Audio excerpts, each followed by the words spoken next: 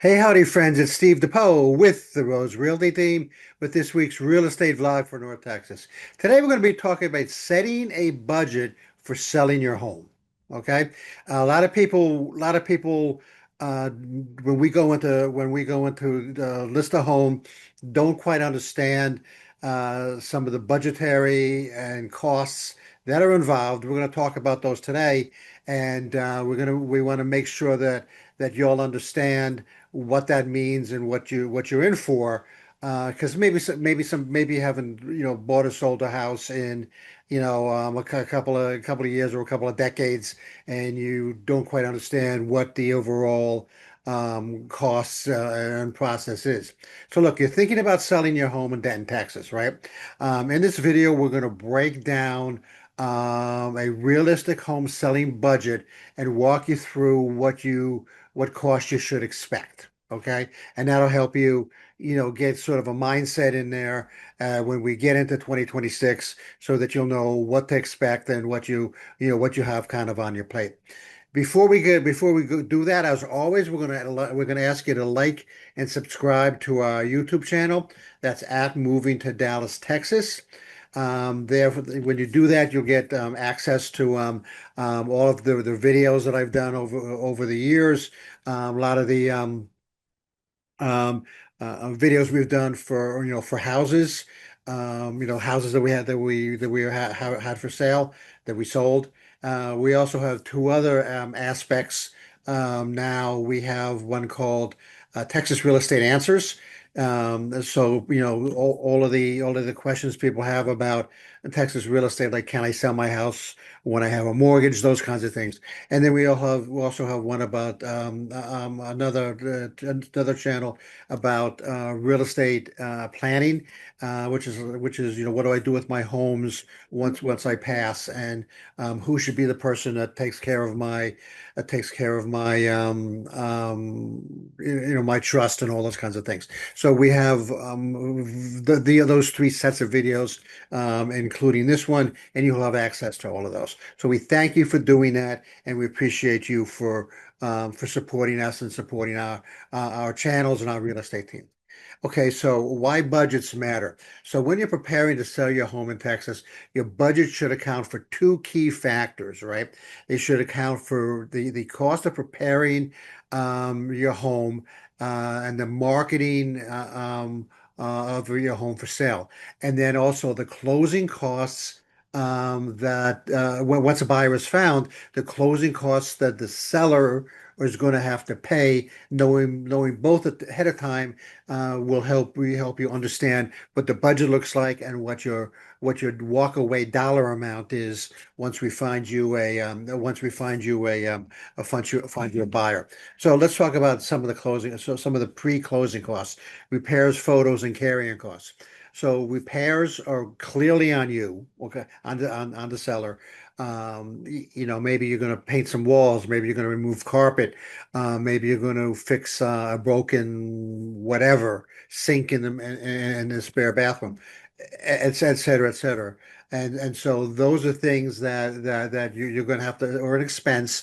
They're actually tax deductible, but those are an expense that the seller's going to have to pay for to get their home ready. About this time of year, a lot of people are knocking on the door saying, Rose and Steve, what do I have to do to my home to sell it in January? And that's that list of repairs that you're going to make in order to have your home stage ready or ready to hit the market. Photos. Typically, I'm not sure I know a real estate agent that asks the seller to pay for photos. Okay. So at least with our team, with the Rose Realty team, we'll do the photo. We have a photographer, the photography company that we love to use. They do an outstanding job. That's why we keep on going back to them. And so we'll use them, and then we'll pay for those photos, right? They'll come out of our proceeds.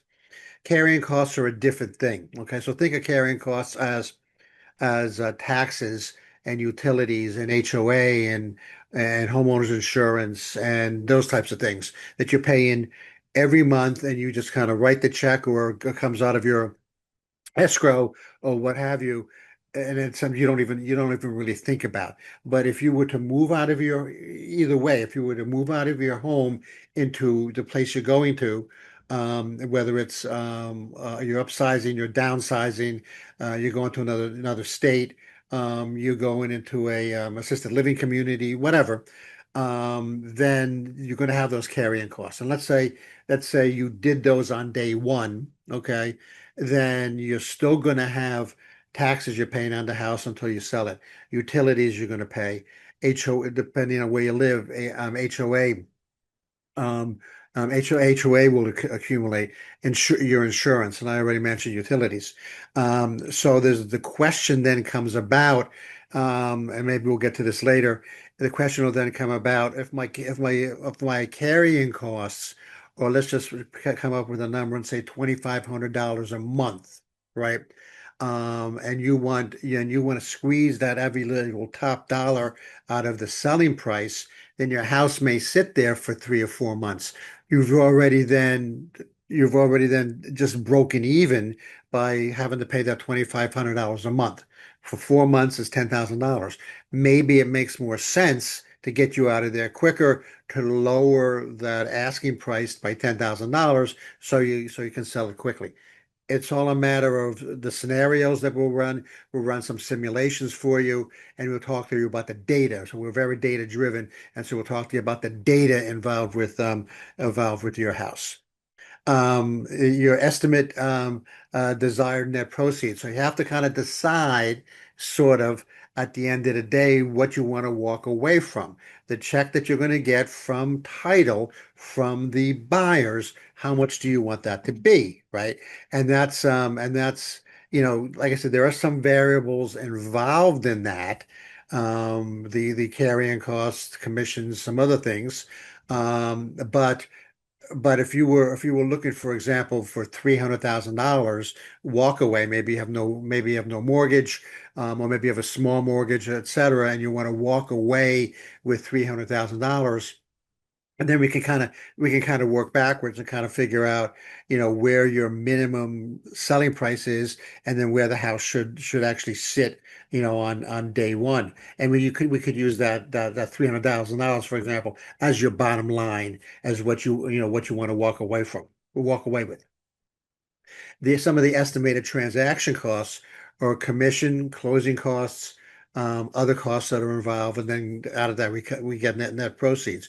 So let's go back up. Closing costs are usually pretty standard. There's a lot of the costs that we pay during a real estate transaction that are actually set by the state of Texas, and whether you go to one title company or another, they're going to be the same price. Okay. And so it's easy to estimate those and give you an idea when you sign the agreement with us about what those closing costs are going to be, because we have calculators and we have simulations and analyses that we can do to tell you, hey, it's going to cost you $12,000 or whatever.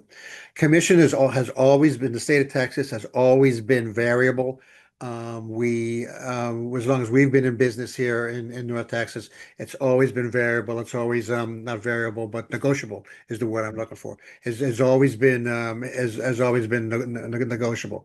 And so, you'll have to decide as the seller, you're likely to pay the selling agent a commission, and then what you have to decide, and Rose, as our main selling agent, who can have the conversation with you, do you want to offer a commission to the buyer's agent, or do you want the buyer to pay their agent? Okay. Um, there's pluses and minuses both ways, and we'll go over that, during our initial strategy meeting. And then you have to account for preparation and holding costs. So I kind of mentioned this a little bit a couple of slides ago. We add the costs that you'll incur before listing, staging, repairs, and then you also budget for carrying costs based upon the days on market. If you're moving out or holding another home simultaneously, this has to be factored in. So, like I said, even if you don't have a mortgage on the house, okay, and so you're mortgage free, you moved into your new place, you're going to have daily or monthly, depending on how you want to look at it, monthly carrying costs utilities, taxes, HOA, insurance. If it's the summer, obviously landscaping, those kinds of things, right? And you're gonna have to pay those, continue to pay those as we move along. And so then the question then becomes, okay, so what am I carrying or what are my holding costs compared to what I want for the house? And maybe if I lower the price of the house by 10 grand, maybe I save 4 months of carrying costs. Okay. And those again are simulations and analyses that we can do to kind of see, okay, we're kind of in a bad spot here for what you're asking for, because now you're paying to keep the house, if you understand what I mean. And so that's not always good. That's not ever good. And so we want to then adjust the price maybe up front to be slightly lower so that we draw more attention to it. Build in a contingency buffer. So we always operate on some combination of best case scenario, but we let you know about what could go wrong and what the issues could be. And so if we budget for, if we feel like, hey, in this market, house at this price and this price range and this size, et cetera, and this age, it's likely to take 3 months to sell. Okay. You probably want to budget your carrying costs and those kinds of things for maybe 6 months just in case. Okay. I mean, we literally have had houses that we knew were going to sell like in the first weekend that surprised the heck out of us. And it took like 4 months to sell. Okay. And then we're sitting there like, I can't believe it. And so you want to in a contingency buffer so that you're not, just sweating bullets trying to understand, hey, what's going on? We need to sell this thing. We need to sell it now, and those kinds of things. And that's going to then kind of get you into a little bit of a stressful situation. So building a contingency buffer so that we'll sell your house at the correct price and we don't have to dump it. Okay, basically that's what it comes down to. So look, hey, if you're preparing to sell your home, let's run a personalized budget based on your home, your goals, the current market, so that you can know exactly what to expect at closing, right? We'll run some analyses and we'll run some simulations to understand at this price and that price what your bottom line is going to be, right? So that you understand it all when you walk away, you'll have the results that you're looking for once the house actually sells.